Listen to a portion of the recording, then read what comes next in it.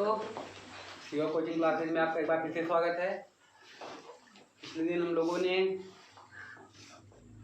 Number पढ़ लिया और उसका सिंगुलर और प्लूरल बनाना सीख लिया।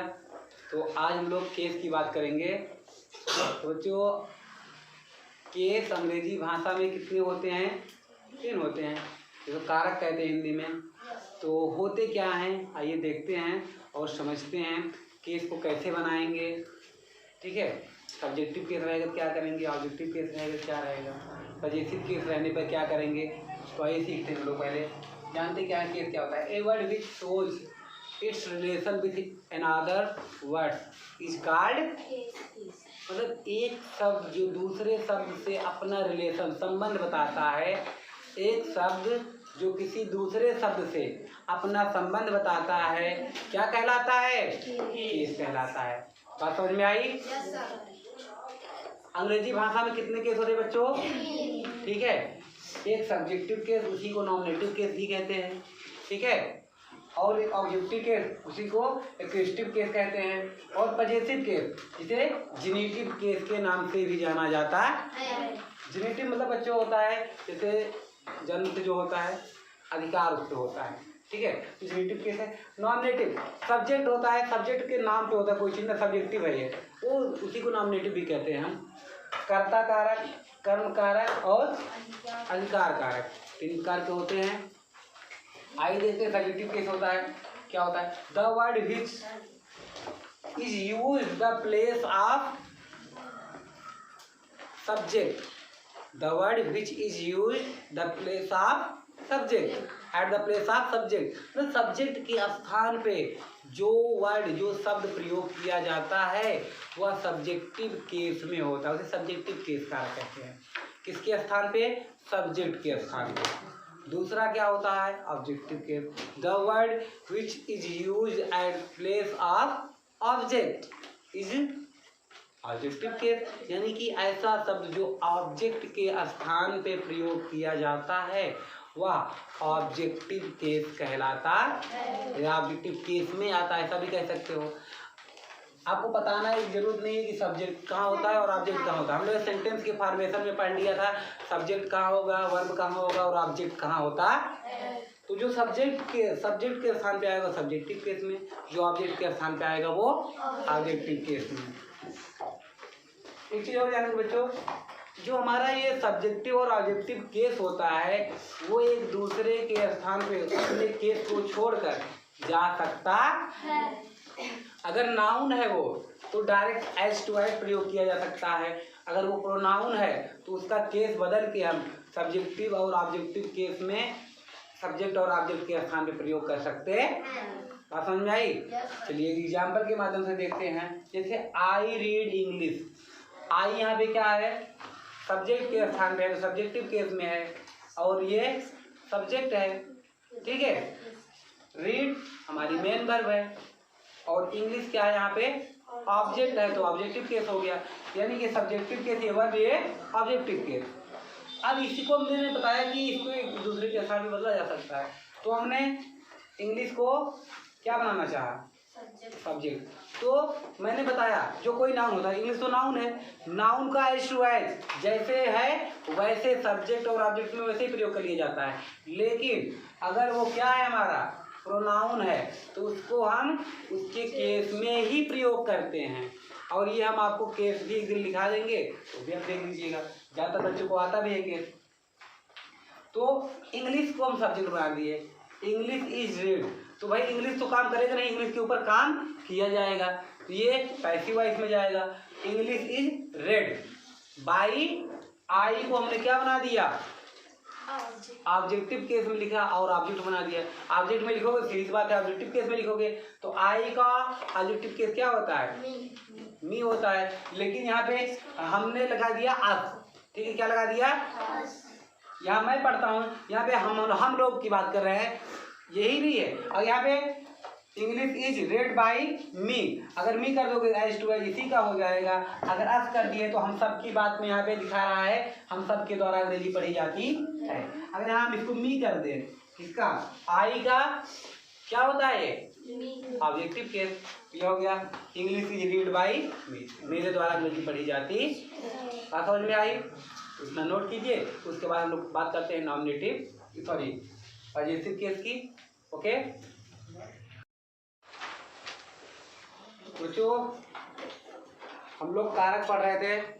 कारक में दो पढ़ लिए थे, सब्जेक्टिव और ऑब्जेक्टिव केस। अभी हम लोग पजेसिव केस की बात करते हैं। पजेसिव केस क्या होता है?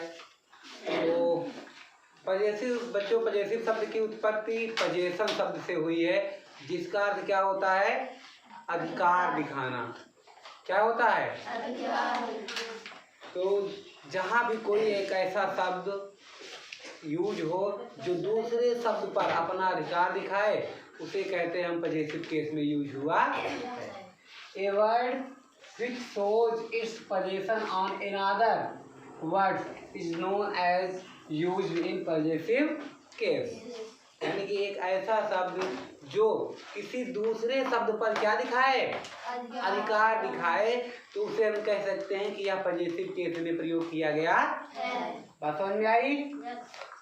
तो बच्चों, पजेसिव केस हम दो प्रकार से बनाते हैं। कितने प्रकार से? दो।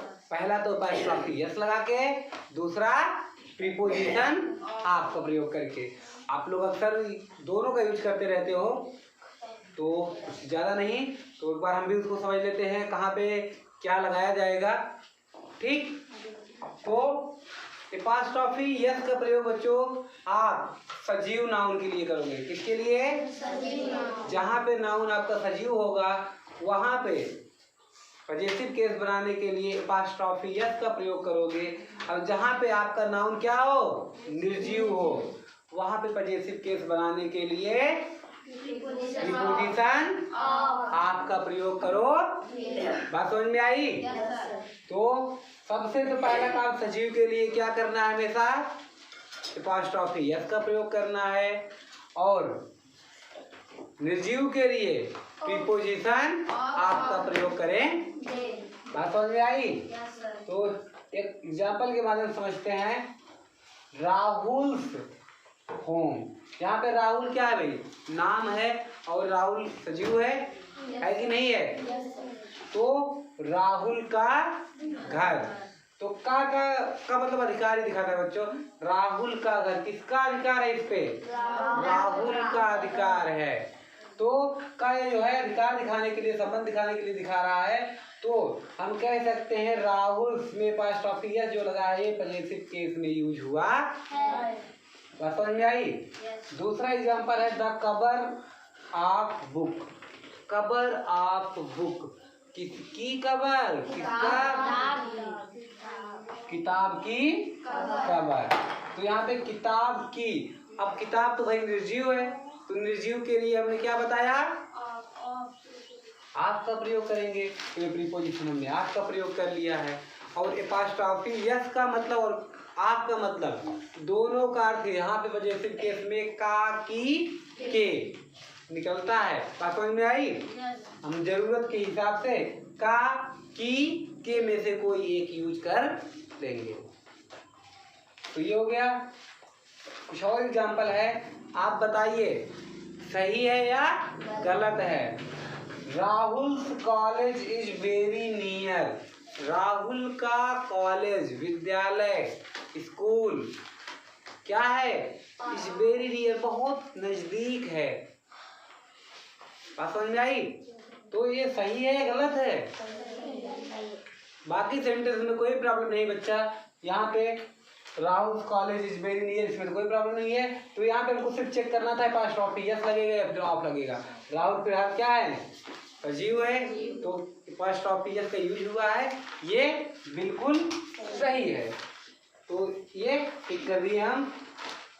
फिर से कह रहा है the cover of book has been torn. किताब की कवर फट चुकी है। कैसी है भाई? फट चुकी है। किताब की कवर फट चुकी है। तो बुक के लिए अपोस्ट्रोफी यस लगाएंगे, आप लगाएंगे? तो सही तो लगा है? Yes sir. तो ये भी सही है। नेक्स्ट है table's leg has been broken. सही है? कौन कौन कह रहा है गलत है और कौन कौन कह रहा है सही है? अच्छा, सही भी कुछ वाले हैं अभी। अच्छा, टेबल क्या है? सजीव है निर्जीव? तो निर्जीव के लिए आप क्या लगाओगे? यहाँ पे एपोस्ट्रोफियस क्या कर रहा है? ये गलत करने के लिए आया है। इसको हम क्या करेंगे? गलत हो गया है। अगर आप इसको सही करना चाहेंगे तो कैसे बनेगा? हाँ,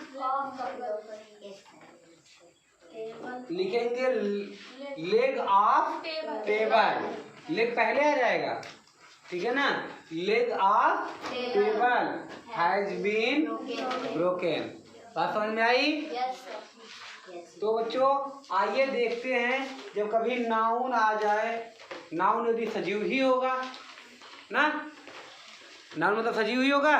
नहीं, जरूरी नहीं नाउन आए तो सजीव ही हो। तो ये नाउन, ये पेन, किसी का भी नाम होता तो नाउन होता है ना। मैंने नाम रख दिया पेन है, ये बोर्ड है, नाउन है ना, जरूरी थोड़ी है नाउन सजीव हो।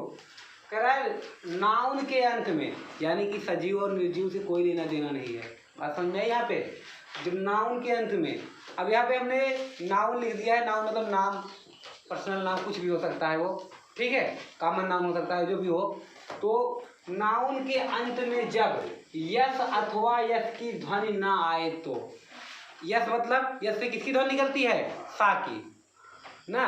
ये तो सीधे सीधे यस आ जाए अथवा फिर यस की ध्वनि ना आए। जैसे कभी कभी ये देखो क्या लिखा है, ये इस सी से किसकी आवाज आ रही है? सा की आ रही है ना। तो वही बच्चा यहाँ पे दिखा रहा है, यह तो सीधे सीधे यस अथवा यस की ध्वनि। अब यहाँ पे यस की ध्वनि आई नहीं, चांस यस की ध्वनि आई, आ गई ना। तो यही मतलब यह तो यस ना आए या फिर यस की ध्वनि भी ना आए, चाहे मतलब यस और यस की ध्वनि ना आए तो, जब यस और यस की ध्वनि ना आए तो एपोस्ट्रोफी यस का यूज करेंगे। यानी कि यस और यस की ध्वनि ना आए तो क्या लगाएंगे? यानी कि नाउन के अंत में यस अथवा यस की ध्वनि ना आए तो क्या लगाओगे? एपोस्ट्रोफी। अगर नाउन के अंत में यस अथवा यस की ध्वनि आ जाए तो सिर्फ और सिर्फ एपोस्ट्रोफी का यूज किया जाता है, यस का प्रयोग नहीं किया जाता। लेकिन इसमें भी कुछ अपवाद हैं, कुछ और रूल हैं। जल्दी से इतना नोट कर लीजिए, फिर उसके बाद हम आगे आपको बताते हैं आगे क्या